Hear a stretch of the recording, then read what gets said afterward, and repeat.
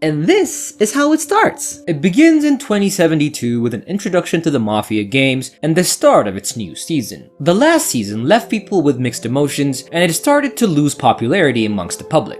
We then see the host greeting the new participants at the game and welcoming them to the new Mafia games. The game's rules are very simple. 11 players are in the studio, 9 of the players are civilians, and 2 of them are Mafias. The players don't know who belongs to what group, and the job of the civilians is to find out in the course of the game who of the participants belongs to the Mafia, cause that's how you win the game, that's how it works. But the Mafias have to pretend that they're like one of the civilians to get to the finale, and every night the Mafia would kill a civilian.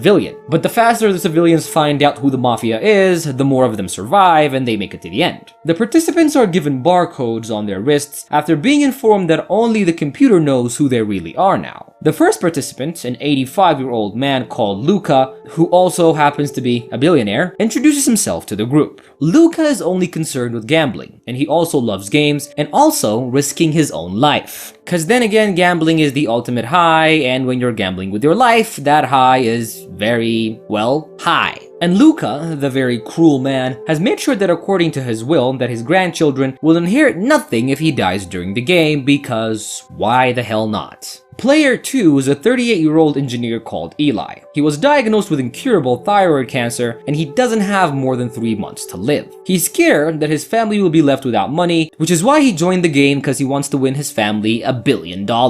Player 3 and 4 are both prisoners lucky enough to win the lottery to join the game. So every prisoner in the country, regardless of the crime that they committed or the punishment that they're receiving, can regain their freedom, and all they have to do to win it is to join the Mafia games. Player 3 explains that his trial was staged but is shut down by Player 4, known as Butcher, who also says that his trial was also staged. Player 5, who is also an officer called Vladimir, introduces himself and is insulted by Butcher, who hates the cops. Player 6 is a woman who joined the game to come to terms with her past. Player 7 is an older woman who agreed to be in the game in hopes of getting her old life back because she doesn't like her current one. Player 8 is a man who joined the game to see what he's capable of. Player 9 and 10 also get their turn to speak their minds, and Player 11, a blonde-haired woman called Maria, who used to be a very talented ballerina that ended her career due to a terrible accident, says that she joined the game to make her dreams come true. And finally, once they all introduce themselves, the host starts to speak, saying throughout the game the audience would learn a lot about the players. He starts a 10-minute countdown and starts the voting process and trying to figure out who the Mafia is. Maria votes that Kieran was the man in the Mafia, but Butcher cuts her off and mentions that he knows her from TV. He says that she and Piotr knew each other and were actually sleeping together. Piotr admits that he knows Maria and explains that he wanted to help her after her accident, and embarrassed by the revelation, Maria yells at Piotr and tells him that she doesn't love him. The group then decide that Maria might be the Mafia and they vote her in. Scared that she might get the majority vote, Piotr speaks up and asks her to vote him instead, saying that he was in the Mafia. The vote continues and the group decides to go with Maria instead of the person telling them that she's innocent. To be honest, I would have also voted Maria cause she seems kinda sus at this point. Maria is then taken into a ball of black glass where her mind is transported into the woods where she is struck by lightning and dies, and this kills her in real life as well. We got ourselves a Matrix situation here. So after the first victim is cut out of the game, the host announces that the Mafias have picked the first person that they have chosen to kill. Butcher is picked and is told that he wouldn't be waken up after that night. He is then taken to a special room where a man asks him about his phobias. They then take him into an arena where he's forced to fight 2 animated men and wins. Thinking that he was going to go free, Butcher celebrates but accidentally falls and is impaled by a rebar. One of the players, Constantine, had clairvoyant abilities and worked as a consultant in high crisis situations, and he assures the other players that he knows who the Mafia is, and he continues to nominate Piotr.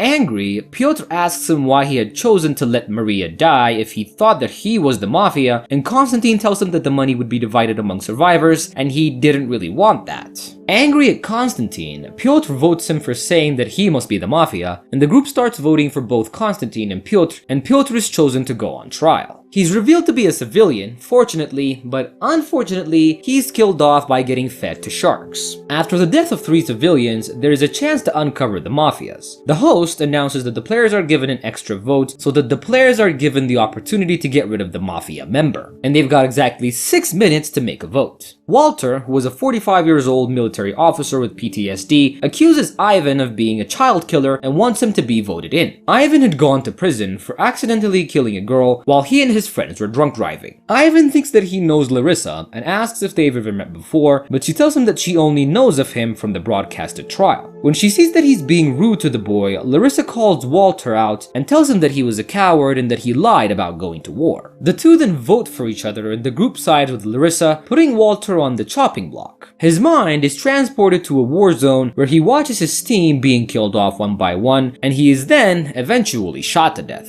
Once Walter was killed off, the host announces that it was time for the Mafia to make the pick for their victim. And the Mafia pick Larissa to die, and she confesses to Ivan about how she contributed to his downfall when his friend's parents asked her to lie and say that Ivan was at fault when she found him during the accident. Ivan forgives her, telling her that she probably didn't have a choice. Larissa's mind is then transported into an airplane thousands of meters off the ground because of her fear of heights, and the plane crashes and she is killed in the destruction. And now, only 6 participants remain and are given 4 minutes to vote for the person that they think is the Mafia. Konstantin offers that they vote for Ivan, but Kirill doesn't agree, saying that Ivan's forgiveness of Larissa was real. Eli agrees with Kirill, but assumes he's working together with Katya to win the game. Then Ivan, Konstantin, and Eli are voted for, but to be nominated, a player must have the majority count, so the vote is taken again. Konstantin gets 3 votes but requires 1 more to be nominated, and surprising everyone, Konstantin votes for himself, and it's discovered that he is actually the Mafia. He's transported to an empty stairwell where he finds himself aged years and has become an old man. He then quickly deteriorates and dies after rapidly aging. I gotta say, that's a bad way to go. Anyways, during the show, the host makes an announcement that it's time to reveal who will not wake up the next morning, and surprisingly, Ivan's name is chosen. Ivan becomes scared and starts crying, while the others are shocked that he's been selected. It's then revealed that Ivan is a civilian and not a member of the Mafia. And despite the very difficult news, Ivan remains calm and tells the group that it's alright and that he's accomplished a lot during his time on the show. He bids farewell to his mother, who had been eagerly watching, hoping for her son's release. And in Ivan's imagination, he is mentally transported back to prison, where he's executed by being shot multiple times. And now only 4 participants are left, and they must work together to expose the Mafia within them. Eli strongly believes that Katya and Kirill are a couple. Kirill is known for involving himself in controversial discussions, which is likely why he was chosen for the show. Unaware of Kirill's true nature, Katya confides in him, sharing her fears and revealing that she grew up in an orphanage. And because of her past, she feels that nobody will protect her.